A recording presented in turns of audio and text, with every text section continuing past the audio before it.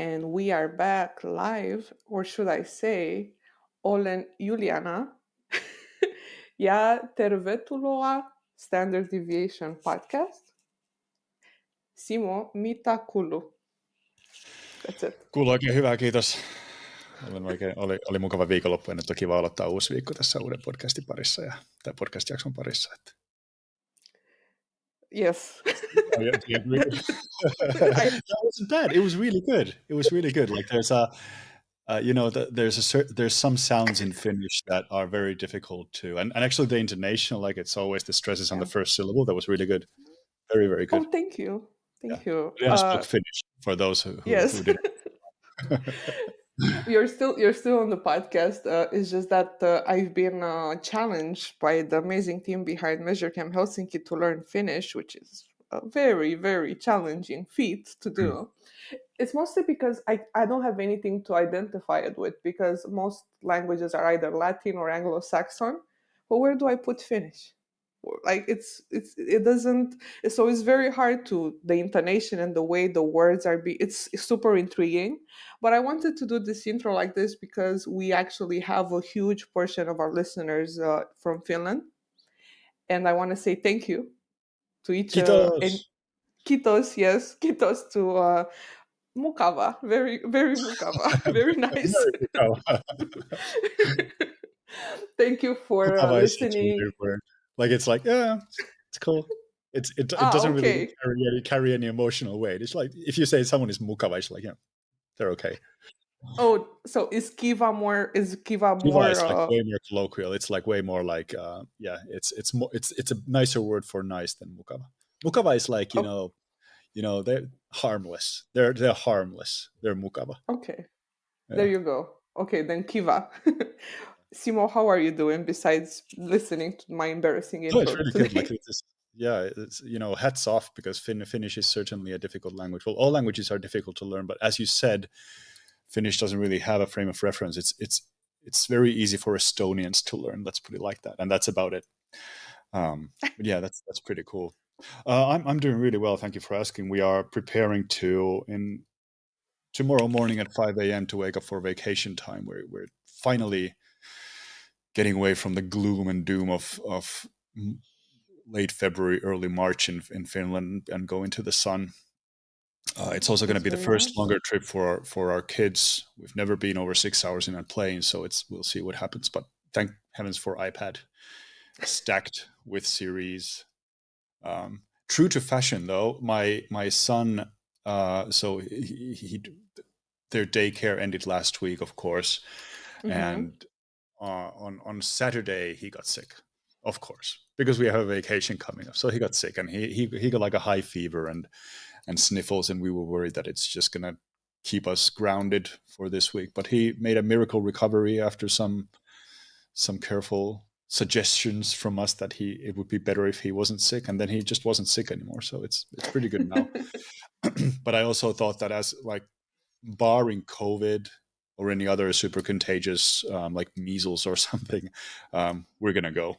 Like we're gonna go. We'll suffer in the hotel if that's what it takes, but we're gonna go as long as they're not like contagious. And we got our doctor said that it's fine to travel, so it's all good now. But it was a little scare that this happens every single time, and I think you have some experience with this as well. It is. Oh yeah, they always. It's just to keep you on your toes, just to make sure that you are still sweating, that you don't enjoy yourself. And that the kids have the power. They can decide if you're going to go on vacation or not. Exactly. But I'm happy he's better. And I hope you have a great vacation. And I like that we're doing this episode today before your vacation to wrap up like our 3-episode mini-series on working in an agency, being in the leadership of the agency. But now today, you had a very interesting idea for our guest. So why don't you tell us, what do you have prepared for us today? Yeah, well, I mean, so the funny thing is we didn't plan this ahead. This just happened that don't tell them. We meticulously drew out. We have this board where we're pulling strings from one photo to the next and trying to find secret connections, and we're trying to figure out where Jimmy Hoffa is buried at the same time and all this kind of stuff. But so as it so happened, through planning and through serendipity, we have this kind of a trilogy of episodes where we talk about how to be in the business of analytics. And we've discussed it from an agency point of view, like what it's like working for a cool agency with Jen. And then we did an episode with Doug Hall and Julian Coquet about what it's like to run an agent, what it's like to be in leadership position, a management position in an agency. And today we're going to talk more about what it's like to actually build a business around the kind of industry of analytics, what it's like to actually start from scratch and just building a product, building content. And in our little niche industry of digital analytics, there's one person who's done it all, like almost literally. He's been all over the place, and he's done content creation, he's done YouTube, he's done he's even built courses on how to build courses. So like meta Very level stuff. meta. And he's built courses on how to build an agency. So he's really put himself out there in how to develop these skills and how to build these comprehensive business ideas around analytics, which isn't easy, because when you think about analytics, it's just it's just bits and pieces. It's a side product. It's like a byproduct of what you actually want to measure. So it's going to be interesting to talk with our guest about this and other things also. He's traveled the world, and he's really lived the kind of what in my mind, when I think about the perfect entrepreneur model, is you're lounging in a deck chair in the Bahamas and sipping a Mai Tai or whatever makes sense back over there, and you might get a little jingle in your email every now and then, but mañana you'll go to it, you'll check it out later. And I think he's lived that life, so we want to talk about that. Well, let me ask you, Juliana, what do these topics raise in your mind? Like, is this, when you think about the perfect entrepreneur model, what do you see? Is that what you see, or is it like just grinding hard work 24/7? Well, a lot of people might not notice about me, but in 2016, I had my own company and I failed miserably with it. Oh yeah. In 2016, I started a consultancy company after working in sales and marketing. I thought, as everyone knows, I was started in sales and marketing. So I decided that I can do it better than the people that I was working for. And I left that company that it was this call center, BPO center. And I left that company. I managed to do it right for a year or two. It was the first time I felt that I have money. I was like, oh, money. And I actually had employees as well. I had 2 employees and I was paying salaries, and I couldn't sleep at Wow. night because I was afraid that I cannot pay them and they were depending on that money. But I couldn't keep it afloat more than 2 years because I couldn't scale outside myself. So when you Mm. cannot scale outside yourself, which is a very big problem in people that start the entrepreneurship, journey, when you're trying to scale projects and scale different clients and employees, it's super hard to do it if you don't have somebody to work with. And I noticed it's a pattern in all the other entrepreneurships or businesses that we know. It's somebody that is the visionary, like how I Mm. was, the person that sees stuff, but then it's also another person that's more calm and that can take care of operations, can take care of everything that actually means to run a business. So it was a very rude awakening for me. So then I left that consultancy company that I had back then. I closed it. Then I joined OmniConvert and I closed it. And I don't talk too much about this, or I didn't talk too much about this, because it's one of those things that sticks to my head as a failure, and I learn from it a lot. But that doesn't mean that one day I don't see myself going back at it, but I wouldn't go to become a consultant. Mm. But yeah, it's also very always like it's somehow overhyped in a way, in my opinion, the whole entrepreneurship stuff, Mm. because it's a lot of things that you need to know and to be able to deal with to run a successful business. So I'm very curious to know what Mm. our guest what was his experience with scaling. But you are a very successful, I would say, entrepreneur right now. You should tell me, like, how did you manage? Well, I mean, I don't know, successful. I'm at least I'm making ends meet. I think that's the key part. So for me, scaling was never the problem. I always had just enough contracts to Yeah. keep accumulating capital. I think that was for me the whole thing was that I'm able to pay myself a salary, and then I'm able to stock some, like, stockpile assets.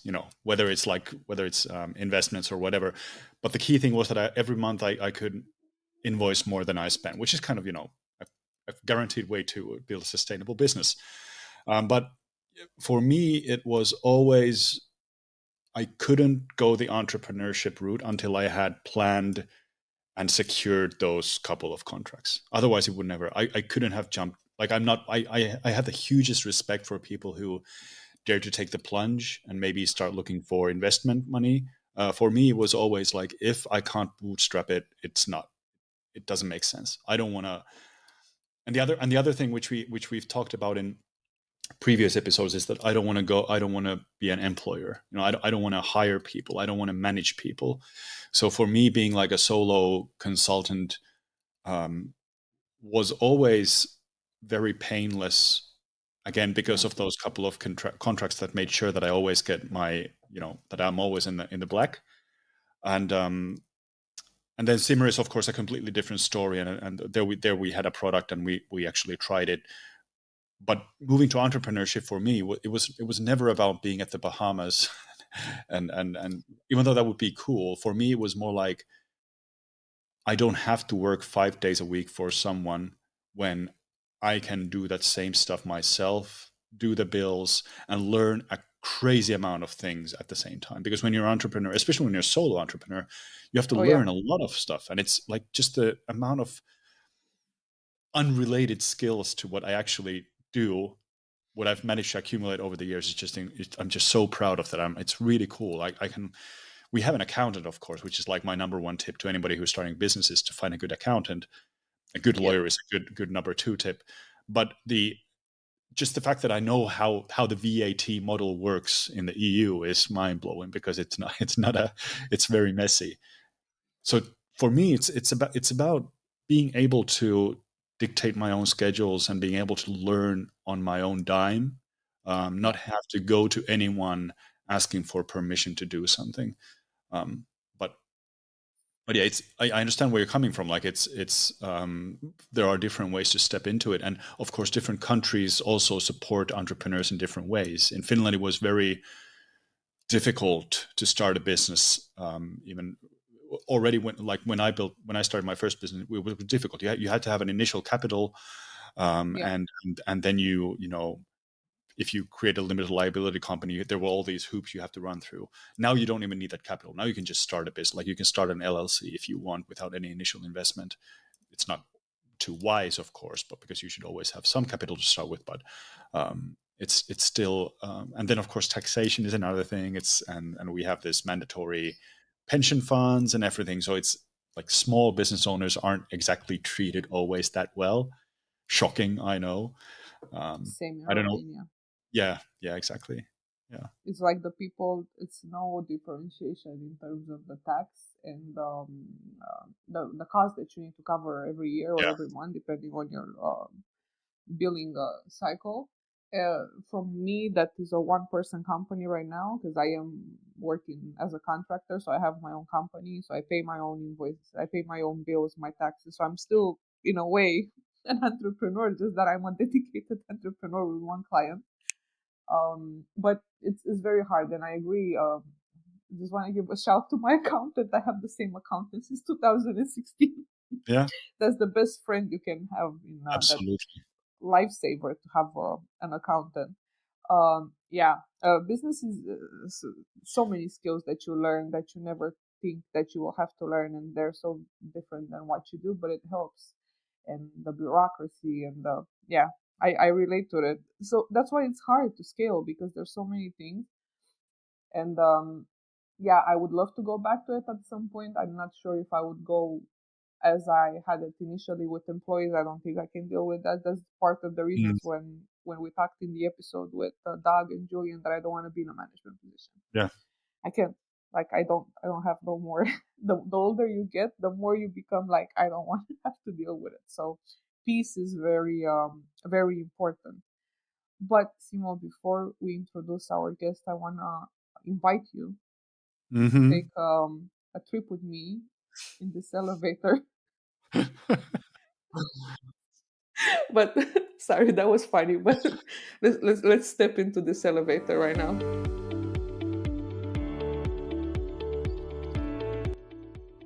This is a low investment elevator song.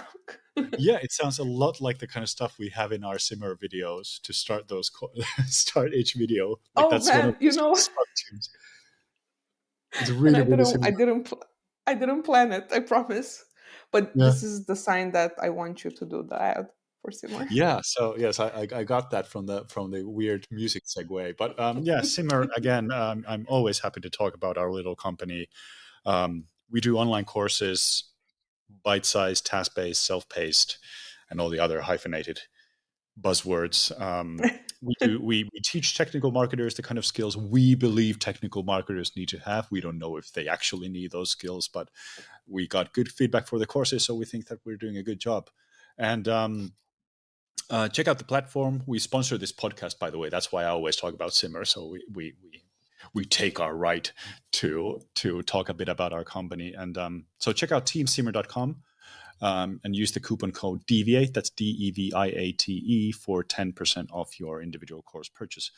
One thing I do want to mention about Simmer, finally, we are getting a new website and we're doing a complete Yay. redesign. So that should be out in a couple of months, hopefully with a brand new kind of surprise course reveal at the same time, which I might allude to in future episodes. But that's Very it. exciting. Yeah, we get the music back.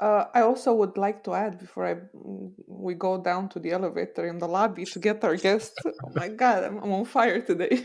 I want to add that people should subscribe to the newsletter. You send a newsletter now and then. I don't know the cadence, We try to do every 2 weeks. Every 2 weeks. but it's pretty good, and you're sharing a lot of resources. And I think it's worth signing up to the newsletter because you will get like the latest news or the latest Yeah. tools or the latest things that happen in our industry. And I think it's a very good curated Thank email you. that is I wanted to do that like 4 episodes ago, but now I said today it's the day.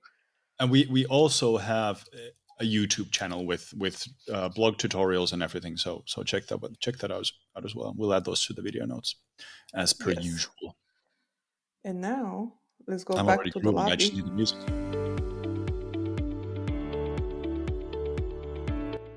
You're right. Doesn't it really put you in the mood to just start learning about technical marketing stuff over video? JavaScript. That's exactly the Yeah. type of elevator music that I've chosen for our videos. Yes, I know. I did. When I actually hear it, it sounds horrible, like such a terrible, nondescript, blank, like emotionless choice of music for online courses. For this podcast, it's perfect. But yeah, man, we had that. I did, like on the BigQuery course, we did some more like metal stuff with distorted guitars and everything. But yeah, we have that in so many places. It's embarrassing, man. I have to rethink You our should music. get like some Pearl Jam. You gotta take some. I've actually got a key MIDI keyboard here, and I've got an electric guitar there. I always plan to do the music myself, but I've never gotten to it. But maybe I'll just start getting inspired to build my own Cool. like elevator music workshop. You should. Yeah, for sure. So Anyway, who do we have here today, Simo? We yes, forgot to say his name. enough mystery, especially because the name is visible in the episode episode name as well. So, yeah, we have Mr. Jeff Sauer. He's one of my absolute best friends in the industry. We met 2014 Super Week. We met for the first time. We've been, of course, hanging out online before that, and he's a wonderful guy. Lots of stories to tell about his career as a business owner, and hopefully about his career as a digital nomad, because I want to talk about that as well. He really did it. He and his wife, they pulled the plug from stationary lives and just traveled around the world and worked from wherever. So on the heels of me moving to an amazing adventure in the Canary Islands in our little hotel for the family, I want to hear about his experience of what it's like to live the dream as an entrepreneur. So I think Jeff is anxiously in the lobby waiting to be let in. Our elevator just hit the bottom floor. There was a bit of a scare there because it just stopped mid-floor. But we're now in the bottom and we're ready to let him in. So let's get Jeff in. Jeff is here. He came out of the gate laughing at me, which is how we usually meet, which is great. Good to have you here, man. How are you? Got to keep you honest. I'm doing good, man. How are you doing? I'm good. we had a nice, lovely chat with Juliana before you came on. Had our chance to unload our worries about what you'll be like as a guest. Okay. What did we talk about, Juliana? I can't even remember. It was such a long time ago. I know you want to ask Jeff a lot of things, but before you do that, I'm very curious about. So Simon was mentioning that you had like this nomadic lifestyle entrepreneur, going in different places, working on the beach, sipping margarita. I mean, obviously, or whatever, Mai Tai. And I just want to know, because a lot of people glamorize, obviously, entrepreneurship and don't understand that besides the cool parts, it's also a lot of struggle. I just want to know from your experience, how was it to have like this type of digital nomad lifestyle and work style? And not only like what were the great parts, clearly, but like what were the things that you were, struggling with doing this? Yeah, I'd love to talk about that. So funny, the working from the beach, I tried it one time in Bora Bora and I dropped my external hard drive and it was like less than a foot and it broke. And then I lost all my pictures from like the previous 3 months. And so working Oh, from the beach is not very glamorous and I do not recommend it. 0 stars. You get sand in a lot of things. Sand shouldn't be in those things. So yeah, I definitely live the laptop lifestyle, but working from the beach was one of those things where you try it and you realize that it's not very good. Not great. You get the laptop heats in your lap. You're hotter than ever. So that's one of the few things that I learned quickly is glamorized but not realistic at all. And so I did work from a laptop for 5 years, no permanent address for a it's long incredible. time. So I can definitely talk about that. But there's a lot of things learned, So my journey, the just I'll talk about the nomad part. Basically convinced my wife over the course of a year to quit her job. My job, working in the internet, as you probably know, like you've all probably said this, like I can work from anywhere. All I need is an internet connection and my computer. I had been testing that theory since like 2004, 2005. I was like, I can work from anywhere, but I never really acted on it. I just sort of dreamed about it for a long time. And then I got married and I was like, hey, my wife, hey, wife's name, let's do this. And she's like, no, like I wouldn't be able to have my job. I wouldn't be able to do all the different things that come along with employment. And that would be a really bad financial idea and a bad idea overall. But then I sort of wore her down over the course of that year. So we took everything and threw it into a storage unit and just hopped through the Pacific, a bunch of different islands in the Pacific Ocean until we realized that we could do it, and until we realized that it was actually a sort of a fun way to go about things. And so that was sort of it took a lot of convincing to get there. But even when I started doing it, I spent the first 3 to 5 months just trying to convince other people about how cool my life was, that I was doing that. So I you were like wasn't a making. vegan. Yeah, That's yeah, exactly. Yeah, this will be for Doug and Doug if he listens, but it's like reminds me of my favorite joke. You meet a vegan who does CrossFit. What do they talk about first? But it's like, it's sort of like, it's sort of like digital nomads are the same way. All they want to talk about is being a digital nomad. They want to talk about all the places they've been. They count through countries like they're like real places where real people live, like they're counting stamps. It's like it's crazy how people do that. Um, and I was that way. I was that way for the beginning. All I did was just post on Facebook, and I never actually got any work done. I didn't make any money. I was thinking like we were at the point where we're like, we're probably gonna have to go back and get jobs now. After the first like 3 or 4 months, we're like, yeah, this is drying up. Like we got a lot going out, not a lot going in. And so it was definitely like it was sort of almost the first time that I did it was just an extended vacation. And so I think a Mhm. lot of us can relate to that, right? Like you're burnt out from your job, you're burnt out from giving your all, client meetings, all that stuff. Yeah. And okay, so we spent the first few months burning it out or getting rid of the burnout or healing. Took my wife maybe a year and a half to finally heal from the trauma of being like on the partner track at an accounting firm. Oh I man. was I had already had some time to process it. But yeah, so then eventually it was like, okay, well now we actually have to make money if we want to keep on doing this, which started off another chapter. But in hindsight, that's fine, right? I mean, in hindsight, it's probably cool that you had extended vacation to get things started, and maybe you wouldn't have healed that well if you had just started grinding immediately, getting those dollars Yeah. coming. Yeah, I can't wait for that next time I get to do that. I dream about those days right now, like because I'm back in the grind, and yeah, I think unfortunately there's not, other than sabbaticals, there's really no way to get out of the grind and to heal yourself in the corporate world or in the productivity world at all, other than just doing something drastic like saying I'm going to quit, or I'm going to forego this compounding value of having a job or making money and stuff like that, and just stay to your principles and be like, okay, well, this one's not all about money. This is about us. This is about our, like, how we say we lived at the end, because like that'll be something that will define me forever at this point, Of course. even though I'm not doing it anymore. But Yeah. how do you do that? Sorry, Simo. It's just No. Go you, ahead. you touched like a very personal, I guess, chord within me, because after I left CXL, I was thinking I should just go on my own. Remember, Mm-hmm. Simo, I even told you I talked to so many people in the industry, but I chickened out because I feel like somehow psychologically I'm connected to the mental safety of that paycheck that comes every month. Yeah. For And sure. it's like I feel like that's like the biggest hurdle that I need to get over to be able to dip myself again in that type of world. Because before you joined, I was sharing with Simo that I actually started my own consultancy back in 2016, and I failed miserably because I couldn't scale outside Yeah. myself.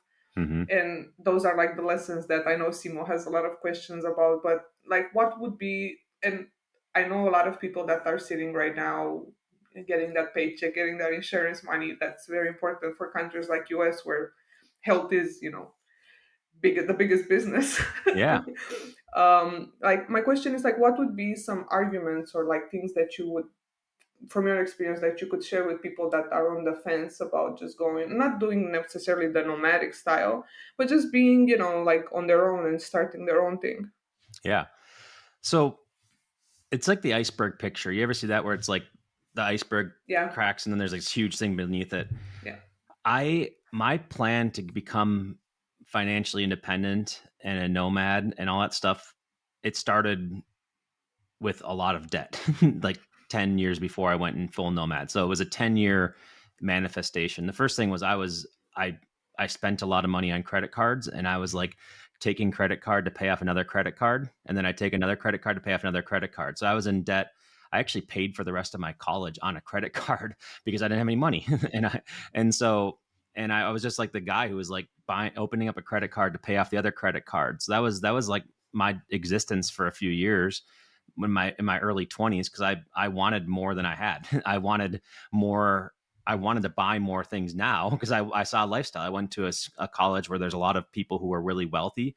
I Mhm. didn't come that way, and I was like, okay, I want that. And I didn't realize that I didn't realize I couldn't get that from a job until I was in the job for the second year, and I was like, oh, it's not working. So I started freelancing, taking on gigs, and I lived at the same means from when I was in credit card debt than I did until my agency was an Inc. 5000 agency. Until we were making all this money, I was getting the partner dividends, the distributions, all that money just went into an account. I just threw it in there. And by the time that, and then it started to go south, where I was like, I'm not fulfilled anymore. This is not, I don't want my legacy to be that I helped a client go from, 10% conversion rate to an 11% conversion rate. Like that wasn't my life's calling. I was like, I get more satisfaction being in a classroom and watching people's eyes light up when they realize that analytics doesn't have to be hard and that they can actually set the direction. I like the series inserting herself into this thing. I like it. I like that feeling when somebody didn't think they were capable and then realized they were capable. They just hadn't been presented the problem the right way. So I decided that I wanted to be a teacher, not a consultant. And so I saved up 5 years worth of expenses because I'm crazy and I didn't ever want to be in debt again. I didn't ever want to be in debt to anyone or anything. And I was like, I started reading financial independence blogs. I just learned to save, and I just lived so far below my means that we could have traveled for 5 years without making a dollar and we would have been fine. Um, and so then it made it a lot easier to make the decision. So like when I went in to quit my agency, most people, when they're going in to quit, everybody knows it, right? Like everybody's like, yeah, they're obviously going to quit. They were so blindsided. They're like, what? Why would you do this? This is like you have your table set for you. We're making all this money. We're doing great. You're like a partner. This is great. You're like, you're well known. And I was like, I just don't want to do this anymore. And I was like, I'm not going to reach my goals any faster by being here. And so I was like, I'm just going to go. I need to leave the state of Minnesota. I need to go and see what's out there. And they accepted it and sort of went that way. And then it's still, from when I left Minnesota, it still was like another year and a half, or from when I left my agency until we started nomading. So it was sort of this thing where I needed to make sure we were in a good financial position. I needed to make sure that I didn't have a plan when I quit the agency. I spent 18 months just figuring out what my plan was going to be, how I was going to be able to make money without having a residence. That was when online courses started to become a thing. I was already teaching in a classroom. So I was like, okay, I think I can make a little bit of money off of this thing, doing this, experiment with it. But then I'm not taking client calls when I'm in New Zealand. Like I'm not like working all throughout the clock. I can actually do this on my own timeline. So it's a little bit different than freelancing, because freelancing, you just need a handful of clients and then very clear definition of what you do, and what you don't do. Right. That's a whole nother plan. This one was more like, I have a runway and I'm going to figure out a business that can support that runway a little bit longer. So I sort of got into it in a weird, different way than maybe you would have in a freelancing business. But this is interesting that you started the agency, and obviously for a long time it was your thing. Like this is what you were really proud of, and you were building it, and you saw that it grew and made people wealthy and gave people a living. How easy, but you think that it's kind of your child. How easy was it to actually package it up, sell it forward, and do something else? Did you ever feel like you're giving up something that's really, part of your heart and soul, or was it just a step you needed to take in order to realize your other life goals? Yeah, it was both easy and hard. It was I never had any hole in my heart for another client call. I never oh man, I wish that I could talk to a client and have them not appreciate what I do. that part was easy. The people, I miss the people a lot, because I helped a lot of people develop their careers. I'd say there's at least, there's a lot of people out there who make a lot of money because I help them make a lot of money in their careers. But they're all in leadership positions at big companies now. They're all like managers and directors and VPs at their companies. So if I would have been there, they wouldn't have been able to go up anyway. So they were on their path. Like I was just there during their path and helped them maybe get there a little bit faster. Even people that I've hired outside of that, even people I've trained at the university, they're all like VPs and presidents now. Like they're like, I'm just somebody that they talk to on their way. So the people, it's like actually being with them every day. Eventually they don't need you anymore, and then you're getting in their way. So that part wasn't bad. It was actually the expense account that I really missed. The steak dinners, the flying anywhere I wanted to, and having the company pay for it, going to things, expensive food, expensive booze. Like those are the things that I really missed the most about that business, is that I had to eat crap for like years and be very austere with what I spent, because I didn't have any money. There was nobody paying it. There's nobody bankrolling it. It was bootstrapped. So that was probably the hardest part for me. Right. That's pretty cool, because one of the things we talked about with Juliana when we started this podcast season was that, we know that our listeners are love some topic, and we want to activate that within them. So what you were doing in the agency is you were activating people who already are probably very proficient and have skills, but they don't know it yet, in a way. Yeah. And I think that's for me with Simmer, that was a very, very easy flow from one to the next, because that's what we do as instructors, right? We try to activate things that we know that the person is capable of. Yeah. So that's a really cool one. Yeah. I think I would even go as far as say that's probably my life's calling, is to activate potential in people who don't know they have it, but they do. Yeah. And then eat expensive steaks and travel in luxury. Yeah. And if I get some nice steaks and tasting menus out of it, that's just a bonus. So I'm scrolling your YouTube feed or your video list, and there's just so much. And I met you for the first time in Super Week 2014. Actually, I was walking in the lobby, and some dude just shouts, "Hey, you're Simo," and I was like, "Hey, you're probably Jeff." And we had of course met online before, and so I knew you from the Jeffalytics times, when you had an analytics blog, and one of your biggest content pieces back then, which got a lot of traction, was the periodic table of Google Analytics. And since Jeffalytics, like, you've done so many things. I'm looking, there's the Jumpstart podcast, where I was also a guest at one point, where you were talking about how to jumpstart your career in digital marketing. You've obviously done courses in many different guises. You've done like analytics courses. You've actually done courses on how to build courses. You've done courses on how to build an agency. So it sounds like for you, and now I'm looking at it, it's slowly but surely converting more and more into just instruction, how to do things. And in the latest videos, there's some completely different person on the videos, Yes. which is fine. It does look a little bit like you. So I was first just checking out something off in my eyesight. But so it sounds to me like you started as a content creator, and content creation has always been a big thing for you. And you did the crazy 90 videos and 90 blogs in 90 days challenge as well. And now I think let me get this straight, if I've understood correctly, you're enjoying a position where you are developing curricula, you're building your course platforms, but you also have other people helping you out. So it's not just you putting the word out anymore. You actually have a team of people so you've built a business around courses now. Isn't that where you are today? Yeah, let's talk about that. So first of all, shout out to Urosh, who is the guy who's on the most recent videos.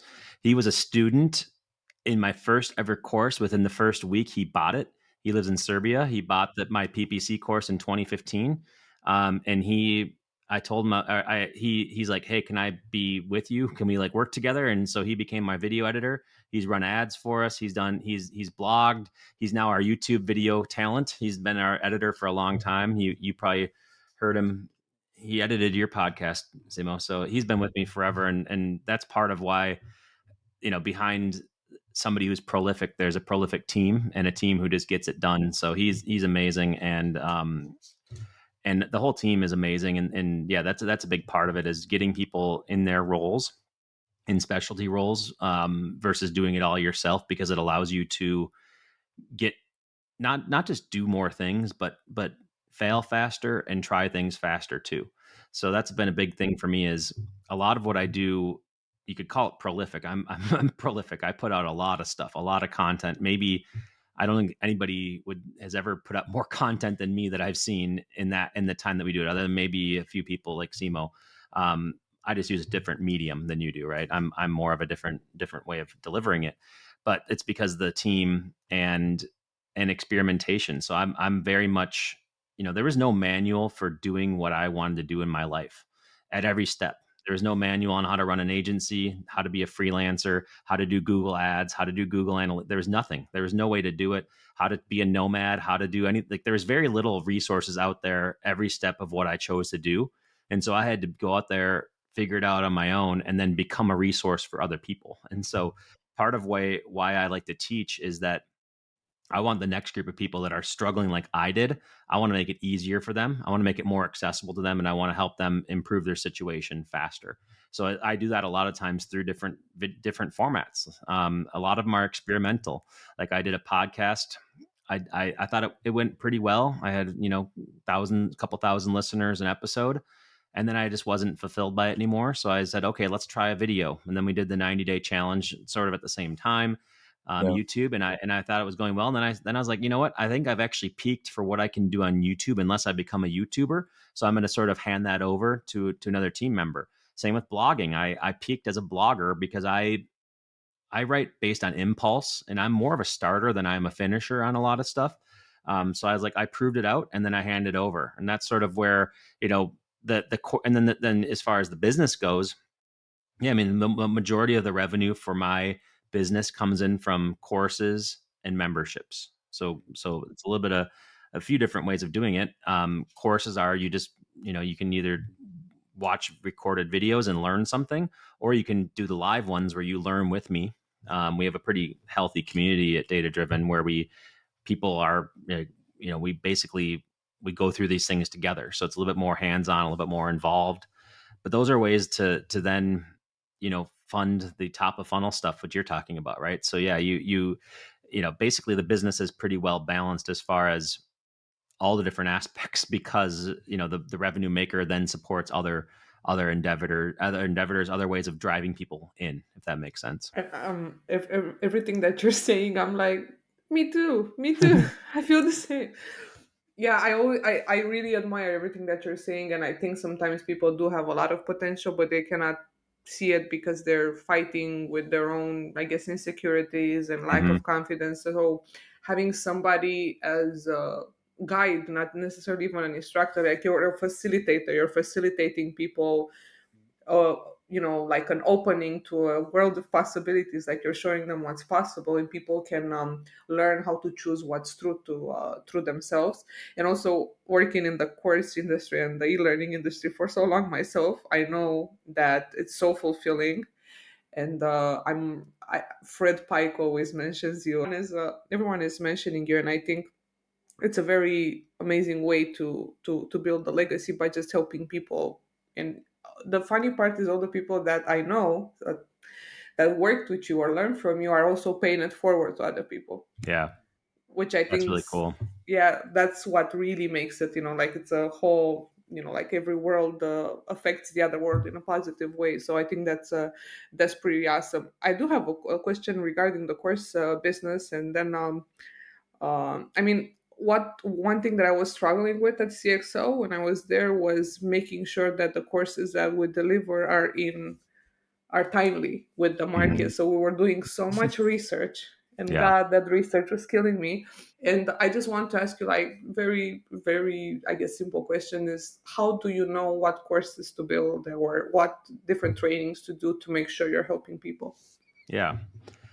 Yeah. So there's it's a lot, right? So the idea, it's interesting. I have a counter perspective on the idea of what's up to date and what's current. Um, because of the way that I try to teach is not about the latest and greatest. I try to teach you how to think about the world and how to make a business case for all these things existing.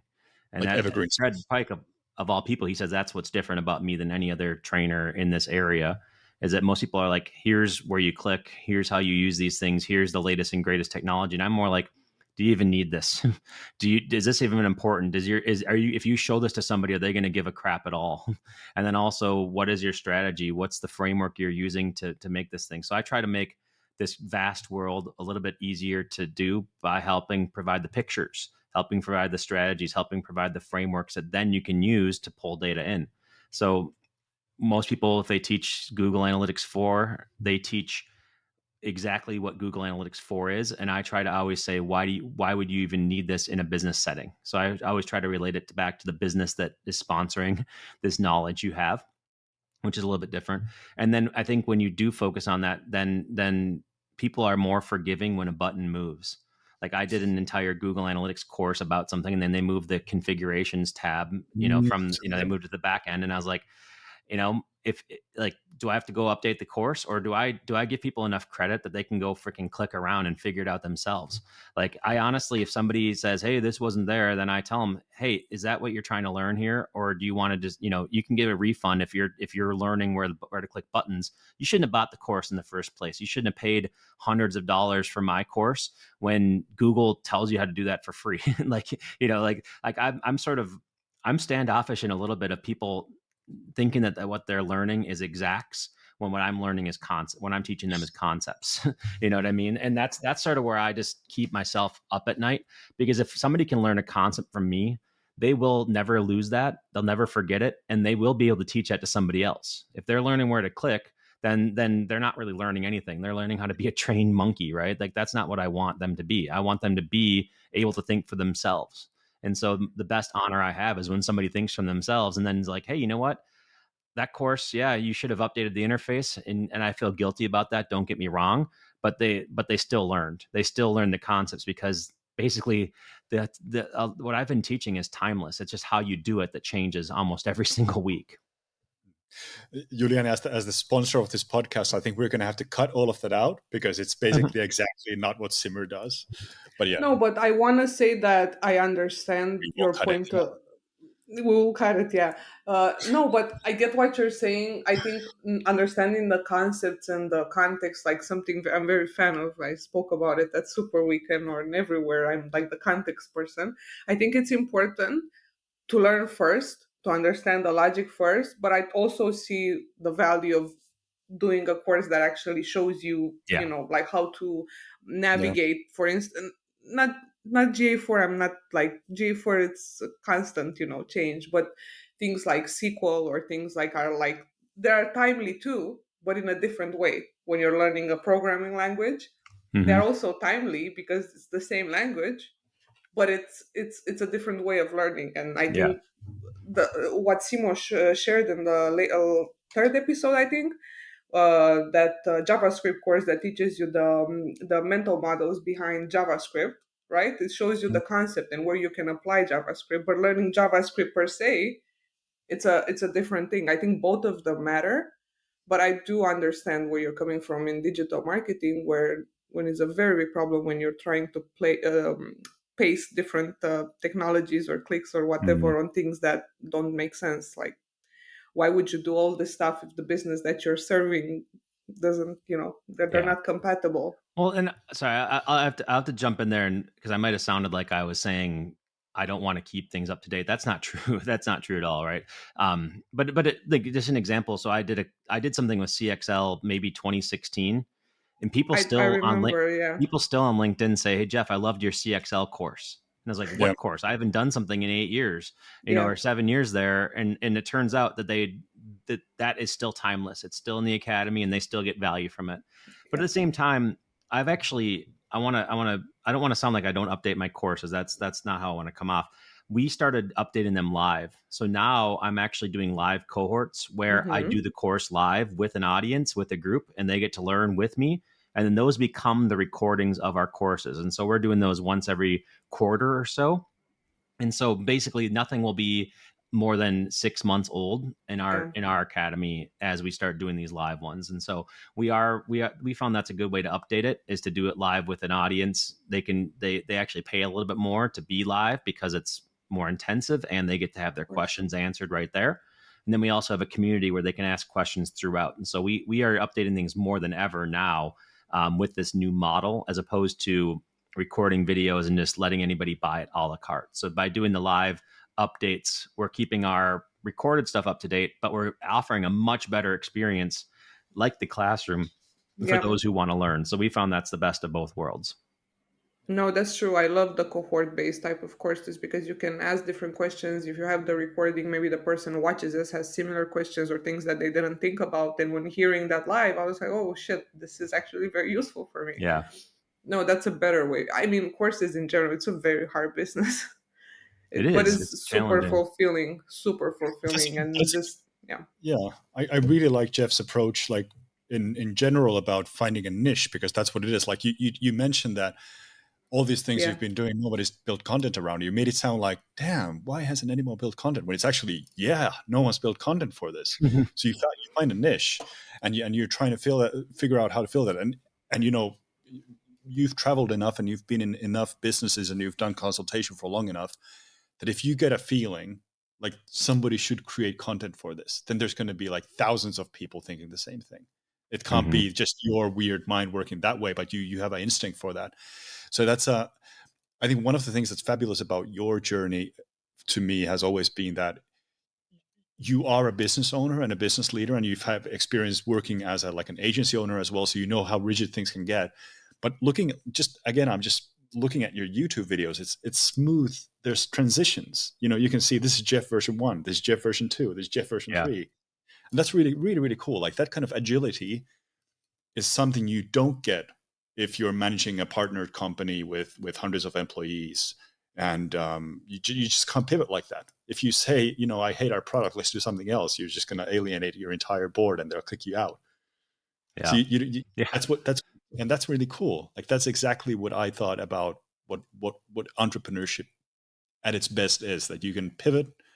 If you're bootstrapping, you can pivot freely because it's your own funds you're exploiting, and hopefully one day you'll find a niche that sticks at least for a little longer, so you can have that kind of build up again before you pivot again. Yeah. Yeah. That's one of the bigger challenges, is to make that decision though. When do you pivot? When do you double down? And Yeah. I'm still trying to find that balance. I think this year, the last 12 months, I've gotten much more clear as to where we're heading, and I like where we're heading. It's going to be pretty great. It's not going to be exactly what you've seen before. So we're working on the next wave, and it's going to be super valuable and super interesting to do it. But I'm doubling down on it. I'm not just going to dip my toes in the water. I'm going all in on it. So Wow, that sounds huge. That sounds really. I'll tell you I'll tell you 2 years from now, so you can't copy it, Simo. I know. No, I have my slides everywhere. I have weekly meetings, calls with your son, just talking about what's going on. Is that on a laptop with your logo on it while your son's fishing? Are you just like sitting there like talking to my kid on FaceTime while your son's fishing? That's just how we got to talk about that picture, Simo. We got to talk about that picture. Why did you have a laptop while you were at the lake? Well, we were actually shooting a promo. Okay. But it doesn't answer the question, of course. Why did I have a laptop by the lake? We have one promo video where it's taken with a drone camera. Well, I row the boat into this like the smallest island, literally the size of a studio kitchen, and I'm in the middle of the island like this and just working on the laptop. And at no point while shooting that promo did we ever think about who does that, like who rows. Who's a digital nomad now, Simo? That sounds like you. Sounds like you're the guy who's selling the dream that doesn't exist, man. Where is that video, though? It's coming out one day. But you know, Jeff, amazing. We found a lake like a couple of kilometers from our home, and we just rode to the middle of it for no reason, just for the shits and giggles. That is so great. Yeah, it's living the dream. There are many lakes in Finland that let you row to the middle, and they actually have pretty good satellite coverage, so you can actually get some work done. But even the intro videos in the CXO courses that you have were still on a lake, so it seems like it's a team for you with the lake. Yeah, I'm from Finland, so we don't have there's not a lot of ground here. It's just lakes. Jeff's been to one of our lakes as well, and actually it's the same lake where I rowed to the middle, to the little island. Lake. Yeah. Maybe next time you're over, we can row there together and do like this is how Simon and Jeff do their joint presentations and analyst conferences. That's fair, but also like that's like I'm just saying when you should go to the lake and go to the lake. You should just you should be in the present, man. But I do want to let's make content together. I think it's a good idea. Let's do it. Yeah, we can do like 10 ways to survive in the middle of a lake. I think that would be the first one. And just put it through lake. We could go lake to lake. I can be on a lake in Minnesota and you can be on a lake in Finland, and we can do a satellite call. And have a data lake together. Yeah. You can even call it data man, lake. what a great wow. Data lake. Together, it's coming together today. Welcome to season 3 of the Data Lake Podcast, formerly the Standard Deviation Podcast. I'm your host, Jeff Sauer, with my co-host, Simo, sponsored by Juliana and her freelancing business, because we just changed the world. This is how you pivot, my friends. The guest takes over. This is how you pivot. This is how you pivot. See this? I'm the captain now. That's me. This is getting insubordinate and very silly. So we have to. This is why when Simo said, "Hey, who are we going to have on the podcast?" and I was just sitting there, and you guys are completely ignoring me, and I said, "What about me?" and Simo's like, "I don't think that's a good idea," because you knew this was going to happen. Yeah, but let me just say, so all the silliness aside, this has been, what I hope that people get out of this, and I really, really think that it's obvious, is that, we all have to chase something. And for many of us, like when we talk with Juliana and when we talk with Jen and when we talk with Doug and Julian, we all have different ideas of what it's like to be a participant in this industry. And I think that the cool thing that Jeff has found over the years is to stubbornly be in it by yourself, of course, with your family helping you out and supporting you, but stubbornly be there and then look for that niche and then reinvent yourself if necessary. Don't be afraid of reinventing yourself. And Juliana, when we had the initial conversation, you mentioned about your past dealings as a business owner and the idea that, it was a failure and you had to put it away. And it is a failure from the point of view that you had to stop doing it because of reasons. Yeah. But at the same time, it's an amazing self-development.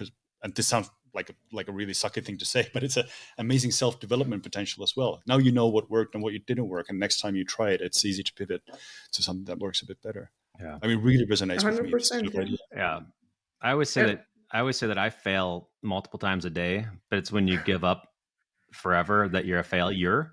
So Yeah. you can fail without being a failure. It's within your realm. And even if you tried it once, I always say that every time you screw up, that's just data. And we all want data, right? Like you don't have your own data as to whether you're good at something or whether you can do it, right? Every time you try something is gathering data. And that's why I'm in the way that Simo said that I'm all over the place and I'm prolific in what I do. Everything is just data. And then eventually I have enough that I can say, is this the right way to go? Is this going to hunt or not? And a lot of times it doesn't. But it's when you give up entirely on the idea of you and your career, whatever you're going for, that's the only time that you can really call yourself a failure. Individual failings are not a problem. Yeah. But it does require like planning ahead. So you can't build a business that is founded on the idea of experimentation and pivoting if you're working on investment funds, or if you have employees working for you. So you definitely need to approach it with a completely different type of financial security, completely different type of bootstrapping idea. And so it of course it's not for everybody, but for people who our industry and the business of analytics is kind of fun in the way that we don't have to actually manufacture anything. We don't need warehouses. We don't need physical goods. We are working with warehouses. Oh yeah, we're back to it. We need data lakes and data warehouses, but we don't need like the artisanal approach to how to sculpt something out of wood or metal. We are working with our intellectual capacity, and that's a skill that when you take Jeff's courses, that is exactly what he tries to activate in you, is to just tap into that intellectual capacity, whether it makes you a business owner or a course instructor or just a better employee or a better human being. That's kind of everything is possible when you look into that stuff. Wow, I thought that was a compliment, by the way, a very, very long-winded compliment. I like it. Yeah, thanks. Yeah, it was you can very use that inspiring. as a template when we develop our lake-to-lake protocol. I like it. If you have struggled with this, let me know. Send me a message on LinkedIn, and we'll get on the calendar, and I'll just help you get unstuck or get you thinking about what could be a path. Not, it doesn't necessarily turn into anything immediate, but I like to have these conversations. My entire life is struggle. It has been my entire career. Might not show that way on the external because of how I position things, right? But the internal is a lot of struggle, a lot of doubt, a lot of like, did I do the right thing? And talking about it and just getting that roadmap really helps. Working with somebody or even talking to somebody who is there. I like to make myself available for that. So send me a message on LinkedIn or Twitter, and I'll give you my calendar link, and we can do like 30 minutes and just chat. Can I also reach out to you? Yes, of course. Please do. I'll send you a note right after this. I definitely have some questions. Thank you for coming. I will share all the links for people to be able to connect with you, learn from you, read you in the episode notes. This was really, really good and inspiring, because I think a lot of people, myself included, are just trying to figure it out. Like that's what I said also about myself when people ask me what I do, because I transitioned a lot of careers in the last years, and I'm just figuring it out every day at the time. Yeah. And I just think, people shouldn't, like, it's okay to fail, it's okay to make mistakes, but you shouldn't, give up. Just, wait for the right time, plan better, and just be, I guess, more aware. So thank you so much, Jeff, for coming today. Yeah, thanks for having me. This is a lot of fun. And where can people find you? And we've talked about your business, but we actually probably haven't even mentioned it by name. We're talking about data-driven you here, and data-driven. Where can people find you? What's the best way to contact you? Yeah, so we have a website called datadrivenyou.com, and on there's a blog, there's links to our courses, links to some of our membership programs and stuff like that. You can read through. I would say the best way to do it is to just join our email list. It's right there, prominent on the front page. Just join that, and then you'll get a weekly newsletter on Fridays from us. That's a curated set of things that are interesting in data-driven marketing and some inspirational messages. I'm actually working on V2.0, so you'll be the first one to learn about where I'm heading and the new website we're launching. You'll be the first one to know if you're on our newsletter. You'll there, and it'll be a lot of fun. So if you just want to get a different perspective, it's not always about the work. It's more about the mental part behind the work and sort of the journey and the business case. Then that would be a good fit for you, and that'll piggyback into everything else we do. So just joining that newsletter. Yeah, it complements our simmer courses really nicely. I know that's why we should merge and become team teams. We'll take the first half of my name and the last part of your company name. It'll be Team Sauer. Sauer or Sauron. The ER is from Simmer, and then the SAU is from my last name. So that's I think that's how we'll do it. Thanks for giving us the ER. That's really, really generous of you. It's really Anyway, it's always a pleasure. We'll have you on again when V2.0 is released. And contrary to what you just said, actually, me and Juliana will be the first to hear about it. But then the mailing list people. Yes, of course, yeah. No, it's always a pleasure, Juliana. It's just meeting you has been good. Just getting to know each other. Hopefully, we can have a similar long-term relationship like Simo and I have had. And I don't think I've laughed this much on a podcast. Hopefully, we're laughing with us, not at us. That's a good way to up people. It's better like this than, just always the same topic. So thank you. Yeah, this was fun. Thanks, everybody. See you soon.